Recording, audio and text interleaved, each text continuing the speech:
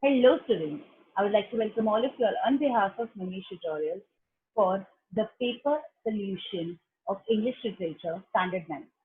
Okay, the paper was conducted for 30 marks, the time allotted was 1 hour, and the concepts selected for the paper were Heart of the Tree by Henry Siler Banner, A Pace in the Dark by Ruskin Bond, and Notice Writing and Email Writing. The paper is of 30 marks. That means there are three questions asked, 10 marks each. Divide the paper. When I say divide the paper, allot 15 minutes per question.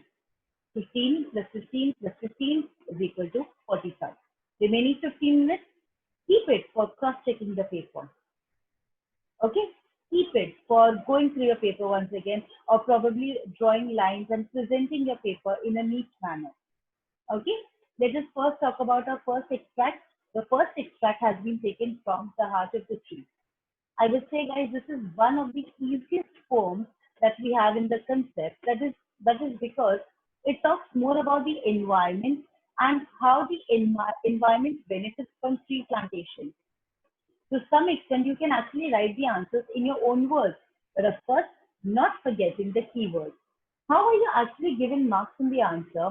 The marks are allotted on the basis of the keywords that you write. Okay, when we correct papers, what do we find is what do we want to see is the keywords. What are keywords? How do you write those keywords? I'll explain you today. Now remember one thing, guys. Whenever you'll begin your answer, try beginning your answer with an introduction. When I say introduction, it simply means this extract has been taken from The Heart of the Tree, written by Henry Siler Bunner, where he is explaining the audience the benefits of tree plantation. That's it. For every extract, every concept, every prose and every poetry, if you just start writing the name of the writer or the name of the author and you talk about just one line summary, you just give a one line summary of that particular concept, trust me, it's going to help you enhance your marks. It will help you enhance your answer and in return help you enhance your marks. Let us move on to the first question. Explain his blessings on the neighborhood. You have to explain this line. Now remember one thing, when a question like explain is asked in the paper, you do not have to write the exact same words that are given in the concept or given in the poetry. Rather, you actually have to frame the meaning in your own words. And now talking about the keywords, see, his blessings on the neighborhood. This is your question. How do you frame your keyword? First keyword is the word blessing itself. Okay, trees are a form of blessing to us from the nature. What does tree bring? It brings us excessive joy and happiness, existence on the earth. Now, because of trees around us, we are able to, survive on this planet, on this earth.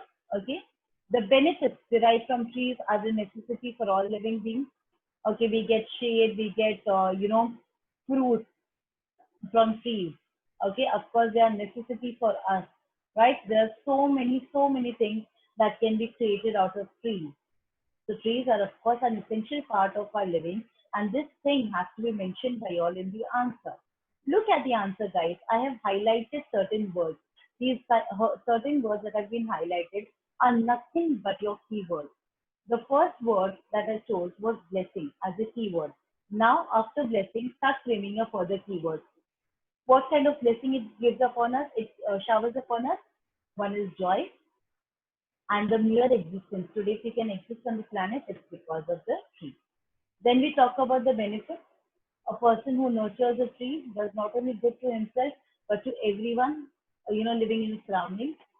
Then the next keyword I have chosen is tree plantation. Here I'm going to talk about the benefits of tree plantation.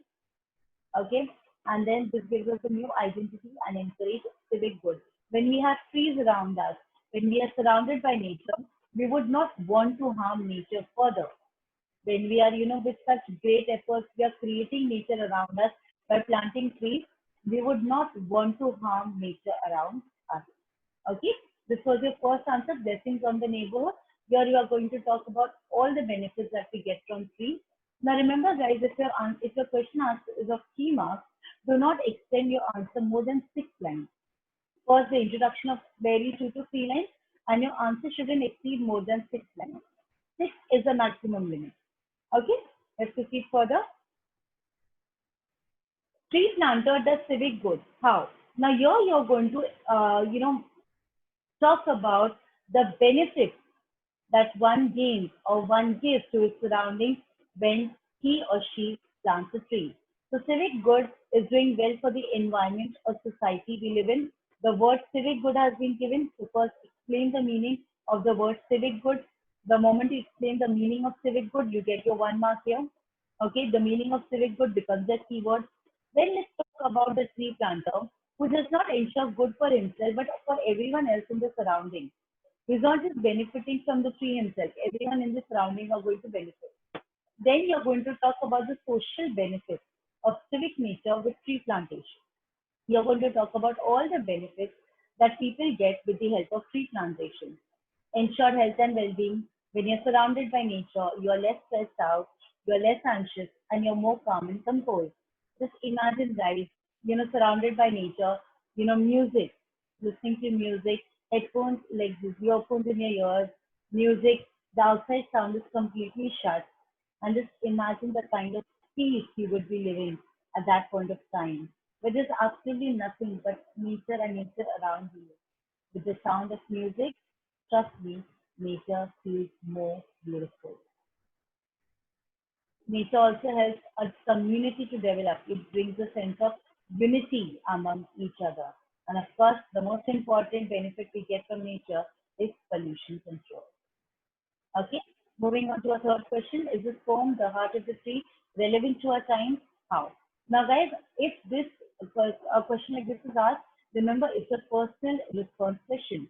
A lot of you students have a doubt as to how is a personal response question to be written. It's a personal response question, guys. You have to write an answer according to what you think. Of course, it has to be positive. Okay, when we talk about the heart of the tree, you cannot write anything negative about the concept. You have to write positive things, but yes, with your own, like in your own words. This answer is not going to be given anywhere in the extract. You have to talk about how the tree, okay, the heart of the tree, this particular poem is, relevant in our time. Okay, are we, literally working towards benefiting the nature or destroying the nature? Okay, we are at this point of time facing more of deforestation. What are we doing is destroying the nature. So can we say that this particular poem is relevant to our time? To some places, yes. To some places, no. Where we are destroying nature, we cannot call it relevant. But this poem is actually talking, it is telling us that, look, it's time we start taking care of nature. It is helping us understand the benefits of tree plantation around us.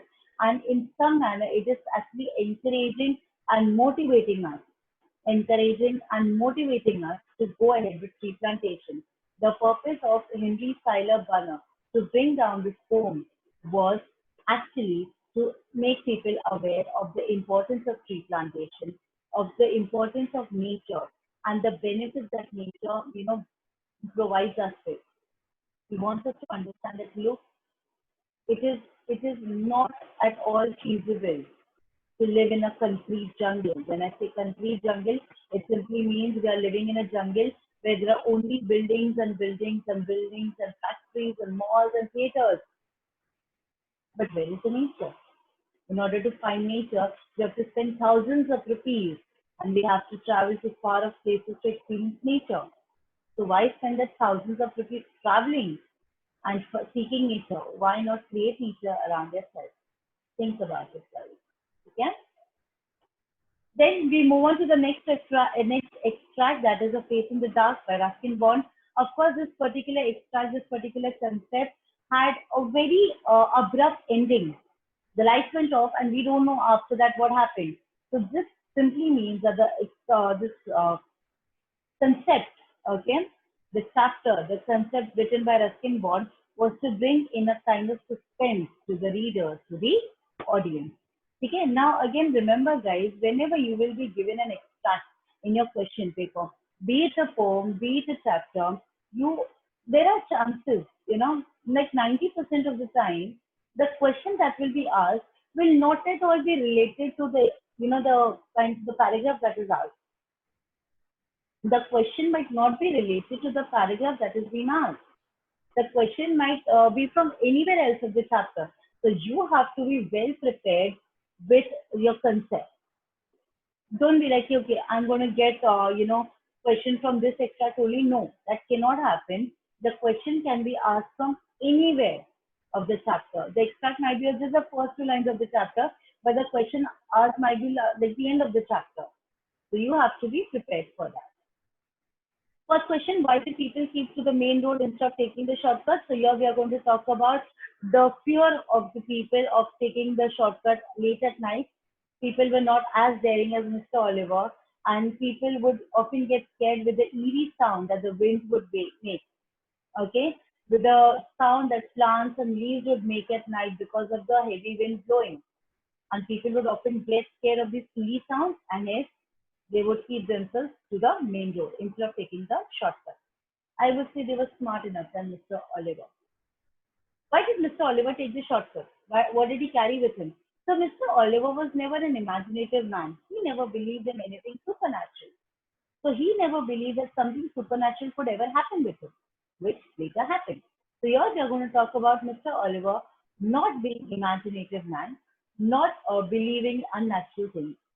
He was not frightened, but of course, for life, he would carry a torch with him. Proceeding further, guys, what thought ran through Mr. Oliver's mind when he saw the boy? So the moment a teacher sees this boy, okay, a student, whom he has been teaching, the first question would be, why is the student so late at night outside? What is he doing here? So first of all, Mr. Oliver got very annoyed on seeing the boy. Okay, he thought that maybe he's a boy who is a mischievous boy, who is a miscreant, who does not obey the rules and regulations of the school. Okay, and he was actually absconding. He was missing from the school. So basically, Mr. Oliver thought of him as a misbehaving child. Later on, the reality came to him. So remember, guys, if it's a 3-mark question or a 4-mark question, you have to restrict yourself to certain lines. If it's a 3-mark question, do not write more than 6 lines. If it's a 4-mark question, 6 to 7 to max 8 lines, not more. Okay, and remember, guys, it's not the number of lines that you write, it's the number of points that you write. When I say number of points, the quality of your answer, the number of keywords that are used in the answer. And if you feel at some point of time that you are not able to answer this question, or maybe you're forgetting the answer, don't panic. Just don't panic. In order to just write something in the answer, just given a brief introduction of this concept. Don't use it anywhere, don't use it often, okay? Just keep this, trick with you in extreme conditions. When you're not able to write an answer, just give a little introduction of the chapter, and whatever you know as far as the question is concerned, just write it down. But I'm sure most of you are going to read your stories at least twice or thrice. So not knowing a particular answer is not going to be a possibility. But still, if it is, just write some introduction of the concept and you're good to go. But yes, write something which is related to this question also. Do not just write the introduction and leave it. Write something which is related to the question also, and then proceed further. Again, I'll tell you one thing, guys. It's all the number of keywords that you're using in the answer that is going to help you gain marks. Again, what are keywords? The main word of the question, the one word, okay, of that answer. For example, what thought ran through Mr. Oliver's mind when he saw the boy? He thought that he's a miscreant. So my keyword here is a miscreant. The main word of the answer becomes your keyword. Remember, the more number of keywords you get, the more it enhances your answer. Moving on to the writing scale, that is notice writing and email writing. Now, guys, as far as 9th standard is concerned, different schools have different methods of writing a notice writing. Some might say that, start from the left. Some would say, okay, write it in the middle. Some would say that, okay, give the heading in the middle and write the entire concept on the left-hand side. Okay, remember one thing, guys. No matter in what way you write, always leave one line after everything that you write. For example, first we wrote the topic, we gave it a catchy title. Okay, in the next line, we gave the name of the event, the heading. Okay, first what we give is the catchy title, and then we explain the name of the event, that is the heading. And then we have the NDTV format. When I say NDTV, guys, It's name, date, time, and venue. NDTV. Name, date, time, and venue. The name talks about the name of the event, what is being conducted, the date, when it is going to be conducted, time, at what time, and venue, which will be the venue. Now remember guys, the word date, time, and venue varies from school to school. Some school might say write it, some school may say do not write it.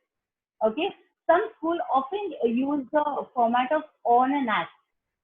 Okay, on that the word on is replaced with the word date. Okay, the word time is replaced with the word at. So on and at. Some schools, also use the preposition on and at. So what I suggest is, as far as ninth standard is concerned, go according to the pattern that has been mentioned by the school. But yes, as far as the board pattern is concerned, the pattern is in front of you. We give a catchy title, we leave a line, we give the name of the event, leave a line, NDTV, name done, date, time, and venue. Now, writing the word date, time, and venue, you may write it or you may not write it. It's optional.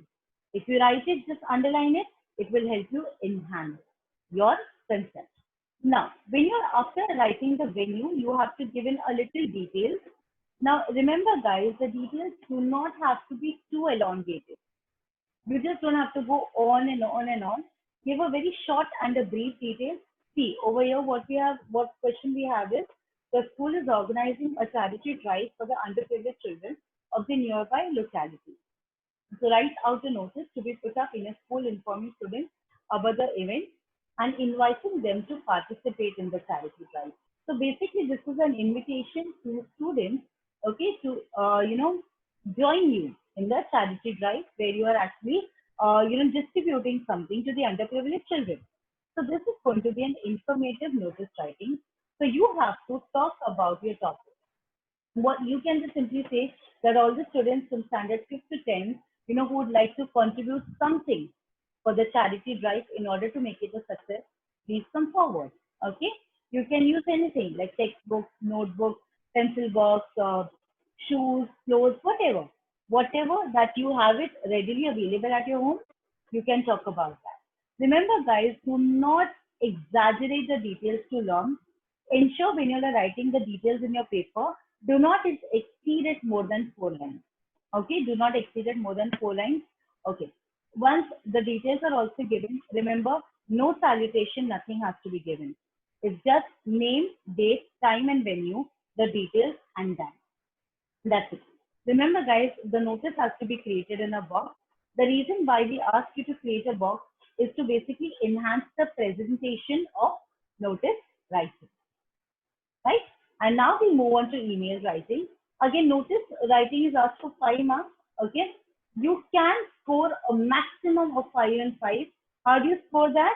By first ensuring that your presentation is neat, no spelling errors, leaving appropriate space between 2 lines. Okay, whenever you're writing 2 sentences, leave appropriate space and then proceed further. Not elongating your concept too big. Do not elongate the details too much. Okay, keep it short and simple. Your paper corrector wants to see short, simple, and quality content.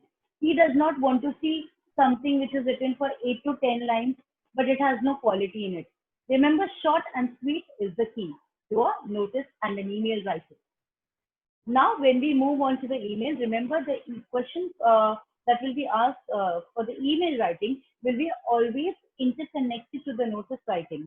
So basically, there was a charity drive that the students were organizing.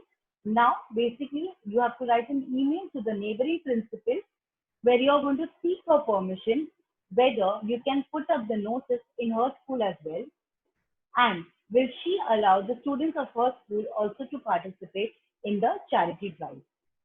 This most simple way here is, guys, first of all, the email ID. Okay, you do not have to make use of the word to, CO. Just simply write down the email ID, leave a line, we have the subject. Again, the word subject is not needed. You need not write it. Okay, again, you're going to leave a line. So how do you begin your email writing? First is by introducing yourself. It's always dear sir. It's not respected, but it is dear sir. And then you're going to leave a line. and you're going to introduce yourself. At what designation are you writing this particular letter to your principal?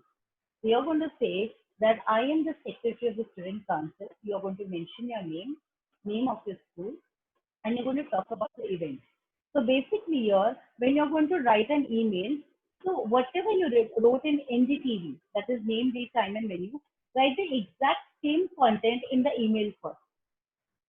Whatever you have written in the notice, you are actually going to write the same thing in the email as well. So the heading, okay, the catchy title, the name, date, time, and venue, write it as it is in the email. Now, when you're going to come on to the details, of course, you're not going to write the same details that you give in the notice writing. Just convert them something in your own words.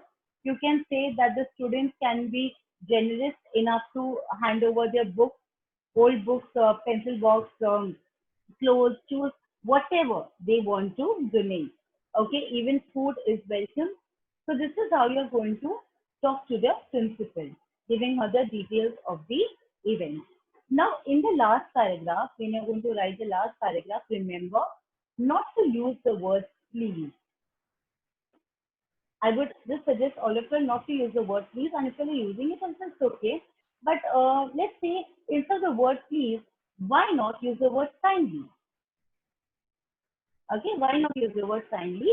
So you can just say kindly help us to make a difference. Okay, anticipating. Never use the word I hope to get a response from your end. Just use the word anticipating. Remember, guys, a better use of vocabulary, a better use of words when writing a notice or an email or any kind of writing skill helps you score better marks. Remember, so you need to have a good collection of vocabulary words as well. But yes, of course, do not sit only with the vocabulary words. Work on the presentation as well. Work on the spellings as well. So in order to score good marks in notice and email together, the only secret to it is to basically leave ample space, work on your presentation, work on your spelling, and remember, short and simple is the key to score maximum marks in notice and email. Even for email, you do not have to extend it too much. Keep it short and simple. Whenever you're going to write an email, a maximum of 3 paragraphs are to be written. First para, introducing yourself, leave a line. Second paragraph, the NDTV format, you're going to write it in the email. Okay, that will be a second paragraph. And the third paragraph will be the request to the principal. Okay, and then we have the salutation in the end. Yours faithfully, your name, and your designation. Remember, you have to put in a designation that is going to be compulsory. The designation might be a head boy, a head girl, or a secretary of the student council. Completely your choice. Okay, so guys, all the very best and stay home, stay safe. Bye, guys.